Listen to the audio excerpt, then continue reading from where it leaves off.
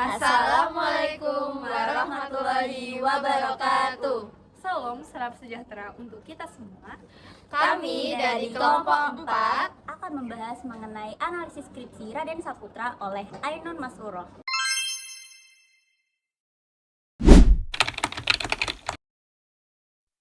Naskah Raden Saputra ialah naskah yang menceritakan mengenai perjalanan Raden Saputra berburu ke hutan yang diiringi dua orang abdi. Dalam peristirahatannya, di sebuah gubuk, beliau tertidur dan bermimpi seakan-akan berjumpa dengan Dewi Ratnamanik.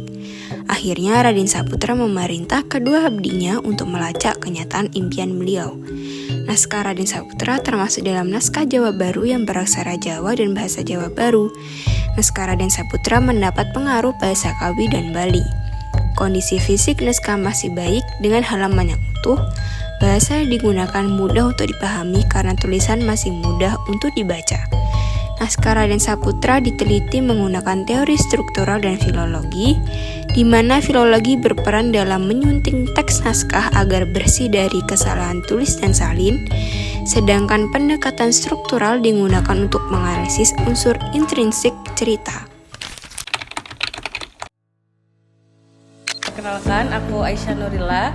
Aku salah satu mahasiswi Bahasa dan Sastra Indonesia angkatan 2022 yang saat ini mengambil peminatan filologi. Jadi kalau sepengetahuanku, tekstologi itu lebih merujuk, jadi itu salah satu cabang keilmuannya filologi juga, yang mana memang fokusnya itu di naskah kuno. Hanya saja kalau tekstologi itu lebih berfokus kepada isi dari naskah tersebut, jadi lebih berpacu dalam teks gitu. Jadi isi dari sebuah naskah itu apa. Kalau naskah kuno kan fisiknya, sedangkan kalau di tekstologi kita lebih berfokus kepada isi dari naskah kunonya. Seperti yang sudah tak jelaskan sebelumnya ya, jadi kan tekstologi ini memang salah satu cabang keilmuannya filologi juga, dan ini memang selinear juga karena memang sama-sama fokusnya di naskah kuno, sama-sama memiliki objek penelitian atau objek studinya itu di naskah kuno, tapi memang beda fokus saja gitu. Kalau filologi kan mungkin secara lebih luas ya, naskah-naskah kuno secara lebih luas, terus juga ada folklore di dalamnya. Tapi kalau khusus tekstologi itu lebih berfokus pada isi dari naskah kuno, lebih kepada teks tulisan. Dan kalau dibilang apakah ada keterkaitan, saling berkaitan.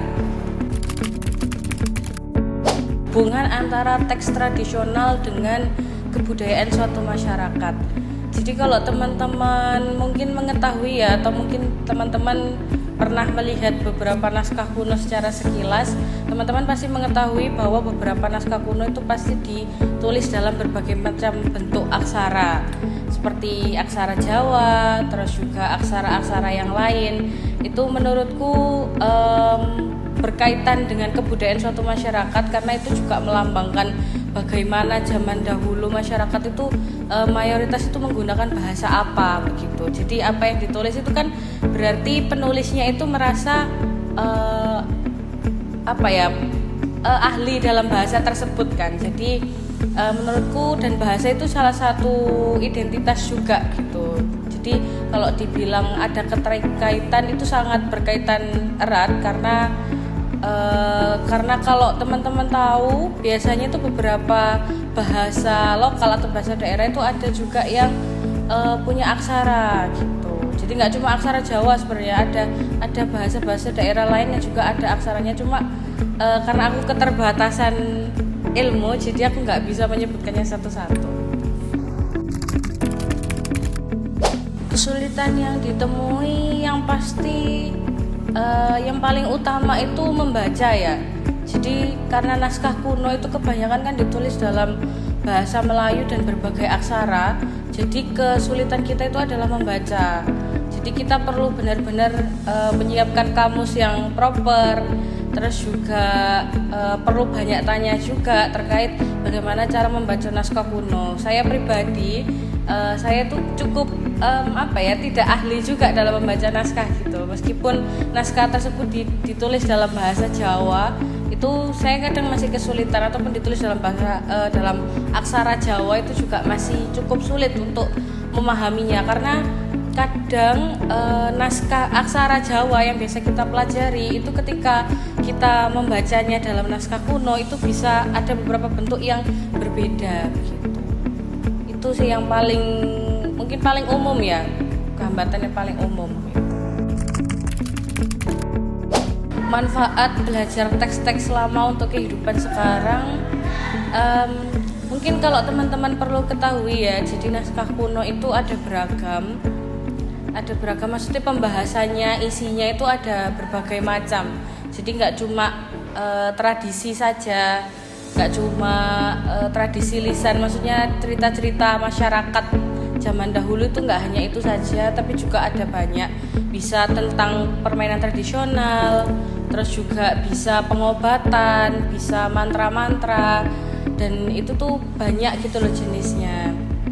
Salah satu keuntungan dari mempelajari teks-teks kuno itu ya bisa menambah wawasan juga, terus juga bisa mungkin kalau untuk teman-teman sejarah, atau mungkin meskipun nggak anak sejarah, kita jadi tahu peristiwa-peristiwa apa yang terjadi di zaman-zaman dahulu gitu loh, melalui naskah-naskah kuno tersebut. Karena kalau naskah kuno kan sudah pasti penulisnya pasti kemungkinan besar mereka yang menulis naskah kuno, apalagi terkait sejarah, itu pasti mengalami hal tersebut gitu. Jadi kita jadi lebih tahu suatu peristiwa sejarah itu jadi lebih detail gitu.